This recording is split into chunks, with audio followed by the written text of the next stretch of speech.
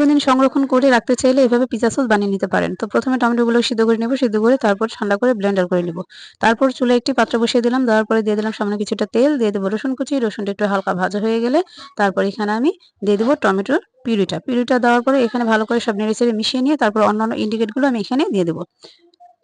তো এই ভিডিওটি যদি ফুল দেখতে চান তাহলে ডেসক্রিপশন বক্সে লিংক দেওয়া থাকবে, আপনারা দেখে আসতে পারেন। তো এই তো দিয়ে দিলাম পিউরিটা, দেখতে পাচ্ছেন কত সুন্দর ব্লেন্ডার হয়েছে। তো পিউরিটা দেওয়ার পরে ভালো করে সব একসাথে নেড়েচেড়ে মিশিয়ে নেওয়ার পরে এখানে দিয়ে দেবো আমি স্বাদমতো লবণ, মরিচ গুঁড়া এবং চিনিটা দেওয়ার পরে সবকিছু ভালো করে নেড়েচেড়ে মিশিয়ে নেব। নেওয়ার পরে তারপরে এখানে আমি দিয়ে দেবো পাপরিকা পাউডারটা অবশ্যই দিতে হবে। পাউডারটা না দিলে পিৎজা সসের টেস্টটা ভালো আসে না। তো দেওয়ার পরে আমি ভালো করে সবকিছু নেড়েচেড়ে মিশিয়ে নিলাম। নেওয়ার পরে এখন দিয়ে দিলাম এই যে পাপরিকা পাউডার দেওয়ার পরে এখানে আমি ভালো করে মিশিয়ে নেব। নেওয়ার পরে দিয়ে দেব অরিগানো দিতে হবে। তো অরিগানো দেওয়ার পরে আমি ভালো করে নেড়েচেড়ে মিশিয়ে নেব।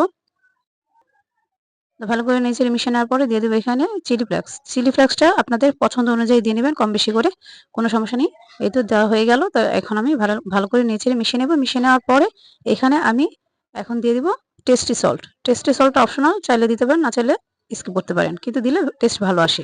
দিয়ে দিলাম 1 চামচের মতো ভিনেগার। তো ভিনেগারটা দিলেই কিন্তু দীর্ঘদিন সংরক্ষণ করে খেতে পারবেন। তো এই তো হয়ে গেছে, এবার নামিয়ে নেব চুলা থেকে।